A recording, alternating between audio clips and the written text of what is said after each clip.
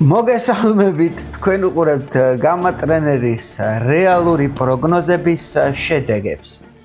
უნდა ვაღიარო, რომ ულვაშებიანი მებრძოლები მართლა კარგად ჩხუბობენ. ბევრი ბრძოლა ჩაიშალა, თუმცა რაც არ ჩაიშალა, განვიხილოთ ეგ და რა პროგნოზებიც გავაკეთე, მაგას მივყვეთ. თუ ჩაშლილი ბრძოლებს არ ჩავთვლით, ისევ 90% დავსვი, ანუ ერთი გავმაზე, დანარჩენი დავსვი. პირველი ბრძოლა მინდა გამოვეხმაურო სუხიშვილის და მუშკუდიანის ბრძოლას. სუხიშვილმა წააგო, მაგრამ როგორ წააგო? შეხედეთ, მეორე უმძიმესი ნოკდაუნი განიცადა, უმძიმესი ნოკდაუნი და მაინც ადგა და გააგრძელა. თუმცა საჯებმა არ გაუშვეს, რომ გაეგრძელებინა. ეს რას ნიშნავს? ადამიანი გამოვიდა და ბოლომდე ჩხუბობდა, ბოლომდე წირავდა თავს. აი ესეთი მებრძოლია ნიკა სუხიშვილი. მაგრამ გამოცდილების ხარჯზე მოუგო მუშკუდიანმა.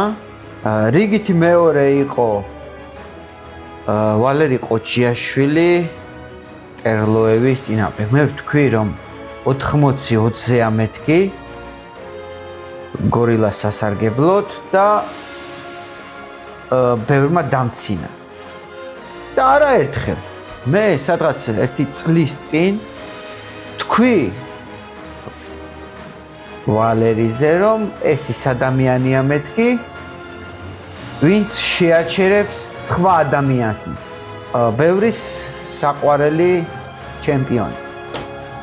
მოკლედ, ეგ რო თქვი, რომ შეაჩერებს მეთქი. დამცინეს, მათ შორის ჩემპიონმაც. დამცინა, მაგრამ დღეს ვალერი ყოჩიაშვილი გამოვიდა და გამოიწვია ბრძოლას. ეს იმას ნიშნავს, რომ ყოჩიაშვილი მზად არის ყველაფრისთვის. ყოჩიაშვილი უმაგრესი მებრძოლია და ჩემს მიმართ დაცინვები არასამართლიანი იყო. ეგრე გამოვიდა, იმიტომ რომ ჩვენ ვნახეთ რაქნა ვალერი. ჩვენ ვნახეთ როგორი ბრძოლები ჩაატარა და როგორ მოკლე დროში ასრულებს ნოკაუტით. მოდით ჩამოვუყვეთ იმ ბრძოლებს, რომელიც ჩაიშალა, უცებ მარგიშვილი ფიფია ჩაიშალა, ასკაროვი იაშვილი ტარზანად ჩაიშალა, მაღლაფერიძე კუჟინაძეც ჩაიშალა. და ჰო, მამას ბუშტი ჭავჭავაძე და უშიშარი მარგიშვილიც ჩაიშალა. ანუ ბევრი ბრძოლა ჩაიშალა, მაგრამ ბიჭებმა ვინც შეცვალეს, კარგად ჩაატარეს ყველა ბრძოლა, მithumetes გამორჩეული იყო გრიზლის ბრძოლა ხრიკულთან. მაგარი ბრძოლა იყო და კუჟინაძეც ძალიან მაგრად მომეწონა. ოხანაშვილი ეჩხუბებოდა ლომკაცას. მაგაზე პროგნოზი არ გავაკეთე, იმიტომ რომ არ ვიცოდი ოხანაშვილი როგორ ჩხუბობს, თუმცა ვთხოვე, რომ მაგრად არც ემომეთქი ლომკაცა, იმიტომ რომ ეგ ლომკაცა დამჭირდება მეთქი, მაგრამ რა ქნა. 5ჯერ თუ 6ჯერ ჩააგდო ნოკდაუნში.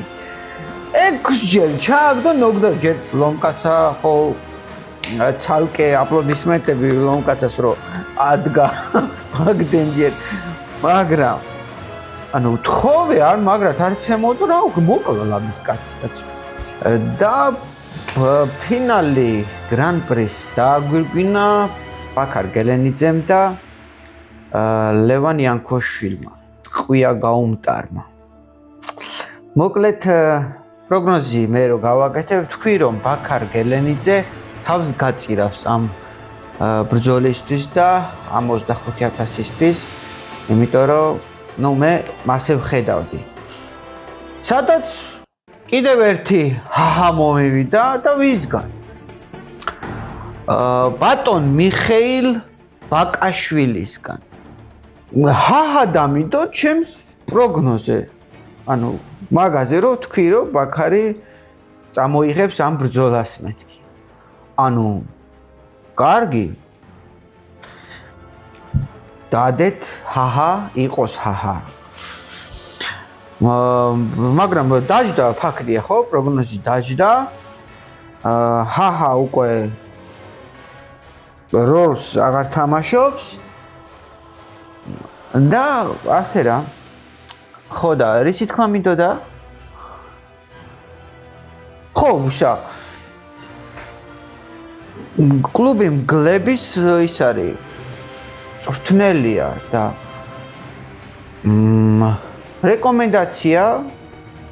რეკომენდაციას გაგიწევთ ვისაც ბევრი ფული არ გაქვთ რომ მოხვიდეთ მაგალითად კაკრიაშვილთან კრივის შესწავლა ჩვენ გავიგეთ ბატონ ბაკაშვილთან რომ ბიუჯეტურ ფასში ჩაშდებით და მიბრძანდით იქ გასწავლით კრივს და ეს ერთმა გამომწერმა გამიგზავნა კარატეც ხერხება და ანუ 2-1-ში აქციის პონჩი გამოვალბათ ასეთი თოლა ვარ არც ვარ გაიგე ეს ხუმრობით ნუ ჰაჰაზე ჰაჰათი არაფერი პირადული და მოკლედ ბაქას ულოცავთ 25000 ორი სიტყვით მინდა შევეხო პიტბულის და ზომბის ბრძოლას ანუ ბევრი კომენტარი იყო, ბევრი პირადი SMS-ები იყო და ბევრი ახალი მაყურებელი, თქვა ვინც გამაზე არ იცის და პირველად ხედავს და ნახავდა პიტბულის და ზომბის ბრძოლას, მე რო ყოფილიყავი ახალი მაყურებელი და მეყურებინა, ვიტყოდი რა, პიტბული, პიზდეც. მაგრამ იმ მაყურებელმა ხო არ იცის რომ 4 რაუნდი ზომბი გატეხილი ნეკნით ჩხუბობდა, არ იცის. ეგ არ იცის და რა თქმა უნდა, მაგრამ კითხვა რაშია? ვინ შეძლებს 4 რაუნდის ჩხუბს გატეხილი ნეკნით? მაგაზე მიპასუხეთ რა. აი მაგაზე მიპასუხეთ და მე გავახსენებ. პიტბულმა აიღო 8000 პლუსით, სადღაც 10-12 გამოვიდა, რავი, როგორც გამაგვეუნება და გამოგიგზავნეს რომ სპონსორს ეძესო და ამდენი ფული თუ აიღო კაცო, სპონსორი რაც უნდა ვერ გავიგე. მეტი, ამაზე მეტი ხალხი ჩხუბობს იქ 300-ზე, ამან 8000 პლუსით 12000 აიღო, კიდე სპონსორზე ჩვენ აქ მშიერი ვკვდებით, ერთადერთი ენერგეტიკი რედვისაო თუ რაღაცაო. გვასპონსორებს, აი ეგეც ხან გვასპონსორებს ხან არა და ამაზე ვზივართ მთელი სასწავი და რა ვიცი.